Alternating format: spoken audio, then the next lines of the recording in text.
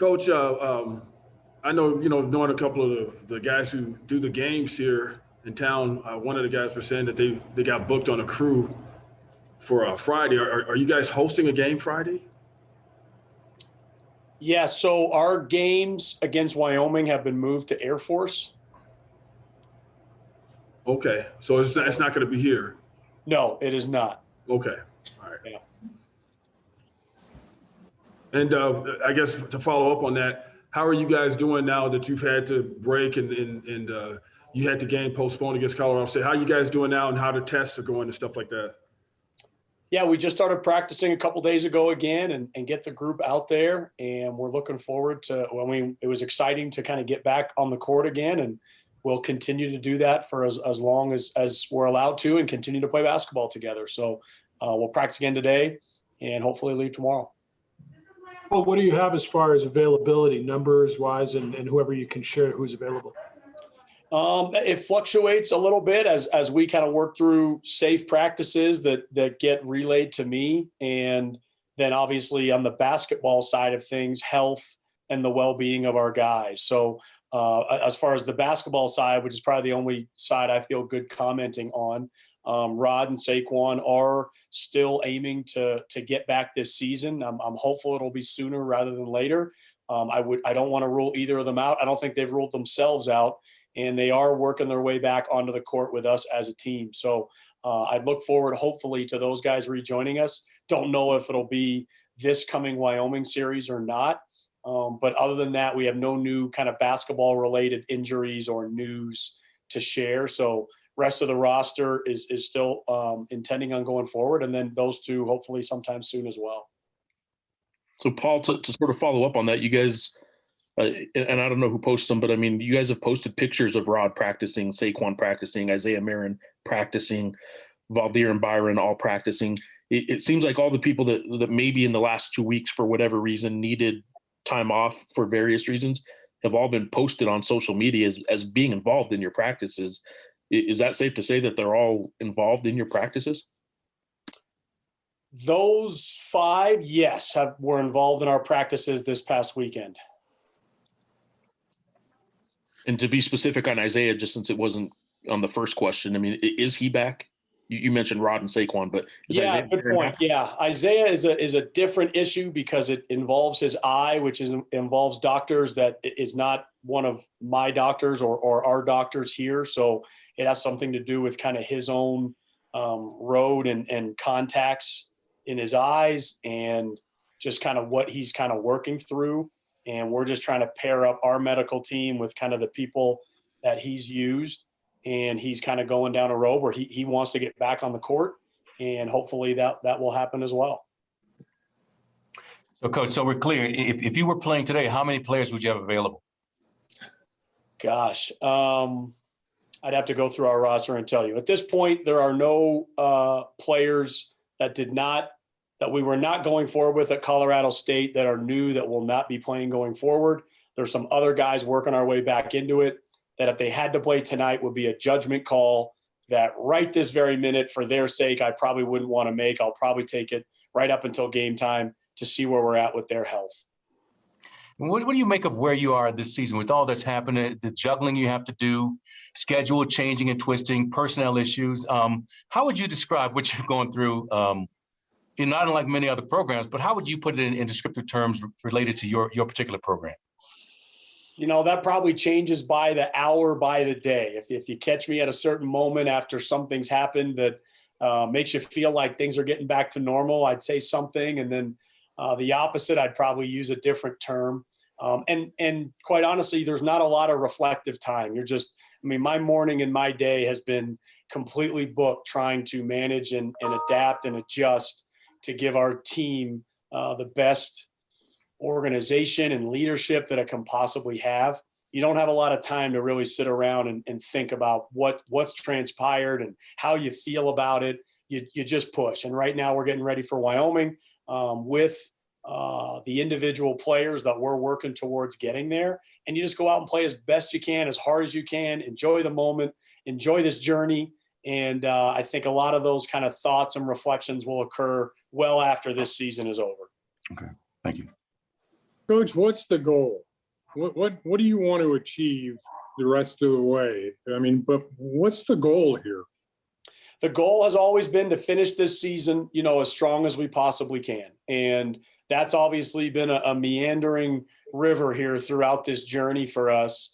But at this very moment, protecting these kids physically and mentally, while at the same time playing as hard as we possibly can on the court together in practice, and then in games when we get to the court, to finish this thing as best we possibly can. That's been really all I've been talking about these past couple of months, that it hasn't gone a lot of ways we wanted, but we've got to find a way to finish this thing together. Coach, how do you feel about your future, with all these different things going on? And I know it's and being fair to you, it's been an unusual season because of COVID-19, but at the same time, there's been struggles and the fans are getting restless and stuff like that. How do you feel about your future? Yeah, I think same thing to what I just answered to Ron. There's not a lot of time to reflect right now. You get up every day, you work as hard as you possibly can. It's an unusual time for all of us, but it's an unusual time as a coach as well. You're not doing a lot of coaching. You're doing a lot of other things, and it takes up your day. And there's not really a lot of time for me to sit around and think about things like that. As I've said before, it's not my decision. And until that decision comes, you just work as hard as you possibly can every day with the team to give them the best experience they can possibly have. I guess what I'm asking is, do you feel heat from the people that are making that decision? Not at all. All right. Anybody have anything else for Coach? Yeah, Paul, have you talked to, well, I guess Keith is in the mix too, but have you talked to your seniors, Keith and McQuatch, about whether or not they want to come back next year with the NCAA eligibility issues? Yeah, no, both at the time when the rule changed and we talked, I think all the conversations that we had at the time were, let's visit when the season's over, let's reevaluate just where things are going and what this all means. And I think even now, I'm glad we did that, because I think the assumption we probably all had in life was COVID was going to be gone by a certain point and life was going to get back to normal. And you kept feeling like at some point it would be maybe an ordinary January or February or March, et cetera. But I think as this kind of keeps dragging on, I think they'll both probably, whenever we have those conversations, want to wait to know the most they can about the situation, probably nationwide, about the situation professionally, about the situation collegiately, and obviously the situation here too. And can you comment, I guess, since we are wrapping up what will be his fourth season, his senior season, whether or not he comes back is what you just answered. But can you comment on the career McQuatch Malwatch has had? He's had 4 years now. And it's coming to an end. At least his fourth year is coming to an end. We don't know what the future is, but what he's done, not just this season, but what he's done for 4 years. I think what you see on the court is a great example of what he is off the court as well. You guys don't get a chance to see the type of person he is, the type of student he is, the type of teammate that he is. He's I can't say enough about him. And I try and use him as an example over the years. I'm sure the players get sick of it, of just be more like him. That's why he gets to start. That's why he gets to play. That's why we trust him so much on the court, because he establishes such a great track record off the court. And those things matter, and they've always mattered to him. And the way he's carried himself really at the end in the midst of an incredibly unusual situation for all of us, the way he's just day by day carried himself is, again, just another tribute to him and how terrific of a person that he is. Coach, I got one more about the game. How's the energy going forward towards Wyoming? And, because usually some teams, when they got a lot of stuff going on, they rally and you might get a really good effort out of your guys. How does it look? Yeah, I'm not as worried about that. I do feel like our effort's been pretty solid. I thought even against Fresno, it was good. Like, right. I feel like we're competing. I don't walk away. And I've been honest after the games where I felt like maybe we didn't to the level that I would have liked. But I feel like our guys are trying, and they're continuing to do that. If there's a concern I have, it's probably more about the layoff. It's probably more about just this much time between games for such a younger group of guys.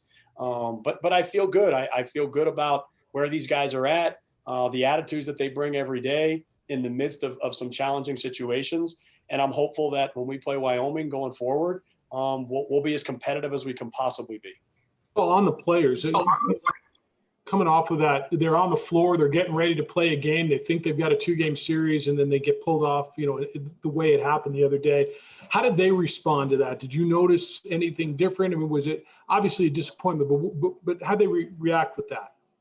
Yeah, that was an unusual one. The toughest talk I think I had was in Moriarty when I brought everybody in and said, we're going home.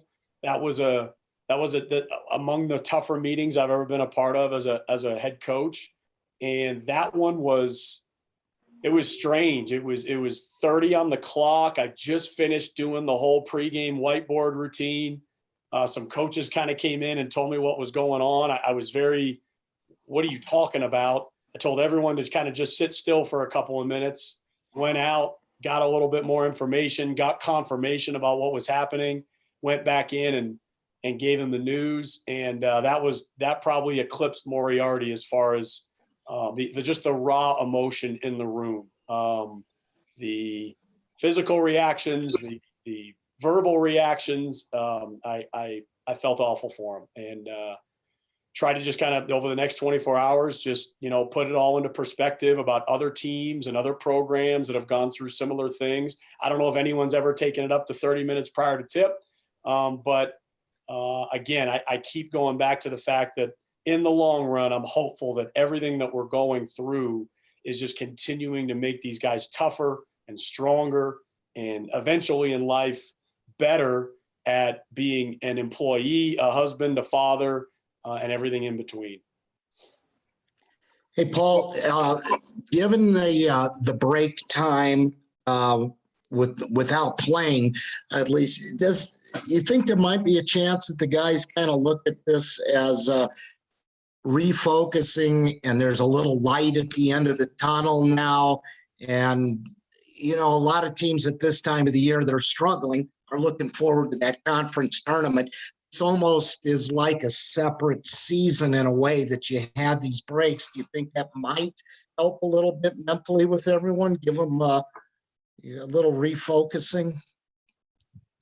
That's the way we've chosen to look at it. We've got 4 games in 8 days together. And really after that, nothing is set in stone from what I'm aware of. So, I've told the guys, let's make these 4 games in 8 days the most positive, the most effort-filled, hardworking together time we can have together. And what happens after that, no one's told us. We don't know what that's even going to lead to. But we know right now we've got these on the books. We're going to one place. We'll be together. And let's just make it the best it can possibly be. And that's been all I've tried to communicate to these guys for the next few days, last few days.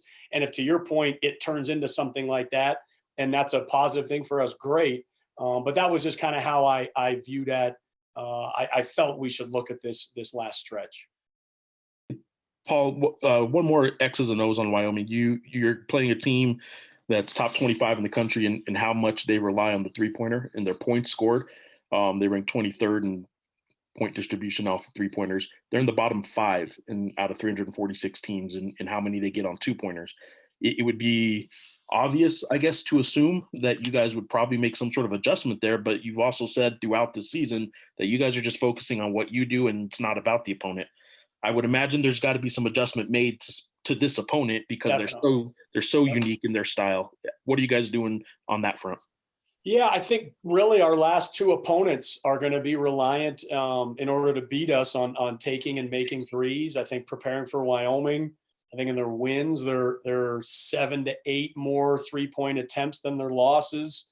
And I think field goal percentage wise is about 7 or 8% as well, and give or take 1 on each of those. So, that was really so far on Wyoming, all we've discussed. We've got to, at the end of this game, tell ourselves we did our best at guarding the 3-point shot. So I don't know if we totally ignore any opponent, but I think step 1 with these guys, if we take away anything from the game plan, we've got to make sure we're eliminating 3-point attempts as best we can. And then the ones they do get off, because obviously they're going to get them off, are contested as best as we possibly can. So yes, with this game, it really starts and ends there, and then you build the rest of what you're trying to do after that. Oh, did you update the testing situation, where you are with that in light of Scott Padgett's situation? Yeah, I don't know. I stay away from the COVID stuff. That's mostly our medical team and personnel and administration. I'm not really well versed enough in it, and I don't want to put my foot in my mouth at some point. So, as it relates to basketball, basketball implications, I have no problem commenting it on. But I think with the medical stuff, I'll leave that to all the much smarter people than me. But there's nothing with COVID that's interfering with the plans you've discussed so far today, going forward to play this next series and finishing out this season of 4 games. There's nothing getting in that way right now. Again, I think that's up to, I don't want to make a comment on COVID one way or the other. I don't know if that's appropriate for me to do. Okay, thank you. Robert, did you have a question? I saw your hand up a minute ago. Portnoy? Coach, I just wanted to see what the preparation has looked like since you've gotten back on the court. How did it start? And have you done a lot of 5-on-5 and let them run? Like, what has it been like getting them cranked back up? Well, because of everything that's gone on, I really felt it was healthy to just start focusing on something else. So to Jeff's point, the first thing we did when we brought them together was show Wyoming shooting the 3-point shot. So that to me was a good way for us to kind of turn the page to whatever's been going on and distractions you might have, and just kind of see that there is another game on the schedule. So for us, it was about just immediately saying, okay, here's our next team. Here's what they're really good at. Let's start focusing on some basketball stuff, and that's really been what I've tried to do the most all year long. I think our last pressure together got a little off topic from that, but I feel like that's kind of been my job this year from a basketball perspective is to try and use basketball as an outlet, as a distraction, as a place to refocus yourself, however you want to term it. And for us, that's what it's been about: getting to the court.